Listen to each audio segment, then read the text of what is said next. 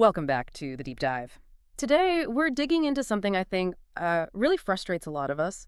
How do you build real, genuine confidence? You know, the rock solid kind, because we all do it, right? We sit around waiting for this feeling, this like magical confidence boost before we start something important.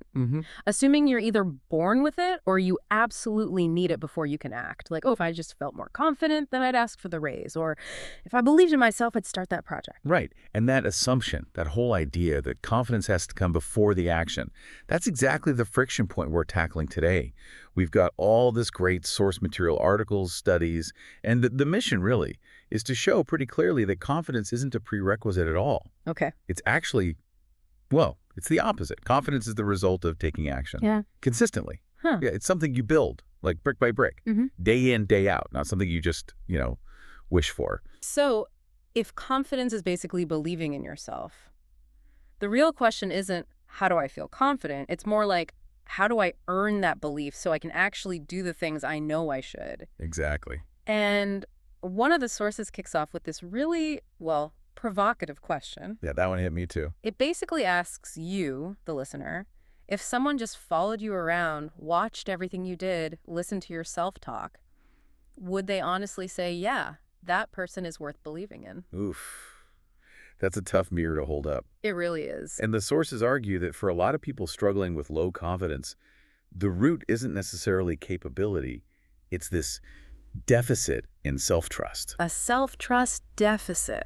How so? Well, think about it. How often do we break promises to ourselves? We say, okay, tomorrow I'm going to the gym, or I'll wake up early, or I'm finally starting that business plan. Daily, probably. And then we don't. We let ourselves down again and again. It's like that friend who always flakes. You eventually stop trusting them, stop relying on them. It makes sense. We do the same to ourselves. Precisely. There's this internal observer inside all of us, always watching, always keeping score. And when it sees promise after promise broken, it draws the logical conclusion, I can't trust this person. So confidence, it really just boils down to your track record of keeping your word to yourself. Okay, so build trust by keeping promises. Sounds simple, but it feels so hard in the moment. Why is it so tough to just do the thing? Is there something physical going on? There is actually, and this is where the research gets really fascinating. The sources talk about a specific part of the brain, the anterior cingulate cortex, the ISC. The ISC, okay, what does that do? You can think of it as like the headquarters for your willpower. Or maybe, more accurately, it's the part that handles that internal wrestling match. The I should do this, but I really don't feel like it argument. Exactly that. It's trying to resolve that conflict. And here's the kicker. The research suggests that if you consistently give in, always choose the easier path. Yeah. Your ISC might actually be physically smaller, less developed. Whoa, really? Smaller? Yeah. Compared to someone who regularly pushes themselves.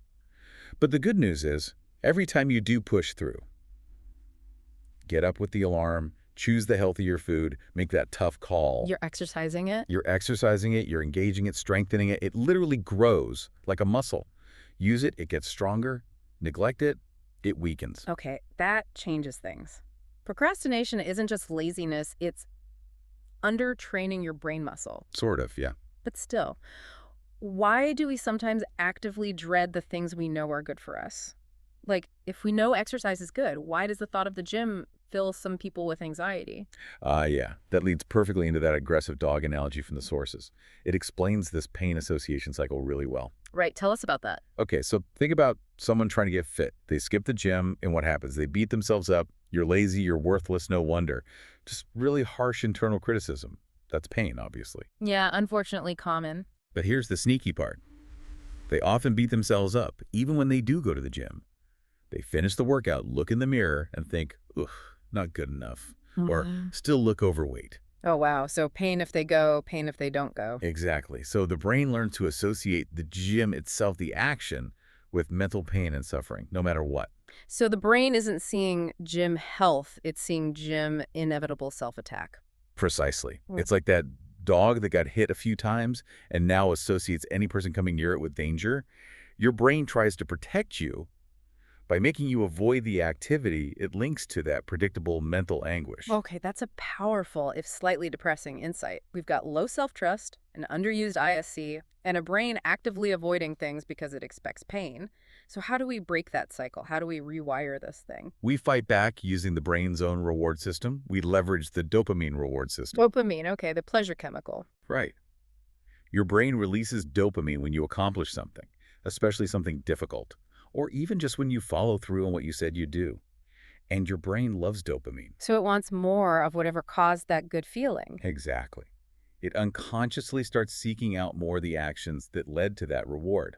So practically, what does that look like? How do we apply that? It means you have to get really, really good at celebrating yourself immediately for the small wins, the tiny steps. Not just waiting for the big goal. No, instantly. Like you finally sent that email you were dreading. Don't just move on. Pause. Yeah. Say out loud. Or even just strongly in your head, yes, I did it. I'm proud of myself for tackling that.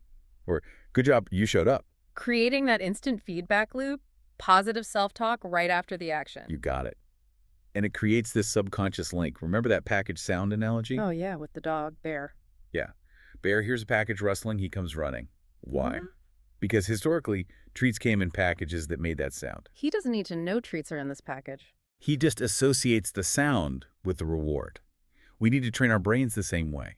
Associate the action, getting off the couch, starting the timer, picking up the phone with that immediate internal yes feeling, that dopamine hit. Which brings us right back to that big paradox we mentioned at the start. We know the mechanics now, but people still feel stuck on that first step. They still think, okay, fine, but I need the confidence first to even try. I mean, surely if you genuinely believe you'll fail or you have zero proof you can do it, taking that first step feels almost impossible, right? How do the sources tackle that? They basically say that whole premise, I need confidence to act, is just, well, one source called it complete BS. Okay, straight talk. Yeah, it's fundamentally backward. Yeah. You do not need belief or confidence to take the first action. You don't. No. Think about it. Confidence is a feeling. Action is a behavior. The behavior has to come first. You don't need any confidence right now to take an action, but you absolutely must take action now to get confidence later. Action first, belief second, period. Okay, the salesperson example really helped me get this. It takes the emotion out. Right. Explain that one. Well, an experienced salesperson doesn't pick up the phone because they feel confident the person will buy. They don't believe every call will be a sale. Nope. They pick up the phone because it's the process. They know the script. They know they need to make, say, 50 calls. They just execute the action. Exactly. Dialing the number is just behavior. It's separate from their mood or their belief about that specific call. The confidence doesn't come from hoping for a sale. It comes from the results, right? Knowing their numbers. Precisely. Confidence comes from knowing if I make 50 calls based on my past results, I will get X number of appointments or Y sales. It's the consistent action leading to predictable results that builds real, factual confidence. You didn't need confidence to dial, but you gain it from the dialing and the results. So the formula then is basically do what you say you'll do consistently over time. That's it. That's the core of it. Because that internal observer, it's watching you show up. Right. Every single time. The confidence isn't necessarily tied to how big the win is, but to the fact that you showed up. The consistency. Okay, let's use the weight loss example. How does that fit the formula? Right. So you don't need to believe you can lose 30 pounds to decide to cut out soda today. You don't need confidence to drink more water or go to bed earlier or follow the steps in a workout video. Those are just actions, inputs. You just do them. You just do them. Okay. Consistently for a few weeks, maybe longer, without obsessing over the scale every single day. And the sources argue eventually the lower weight will show up. It has to, if the inputs are right. And seeing that number change on the scale, that's the proof. That's the evidence that fuels actual self-belief. The action came first, the confidence followed the result. Same pattern with the writing example, I suppose? Identical. You don't need to believe you're the next Hemingway or that anyone will even read your book. To just sit down and write 500 words. Exactly. Or to outline a chapter. Or set a timer for 20 minutes and just type something. Belief isn't required for the action of writing. You just show up, do the work. You show up, execute the process, and the confidence starts to grow slowly as you see the word count increase as you finish a chapter. And the sources made a key point there too. Seeing your first sale is great, sure.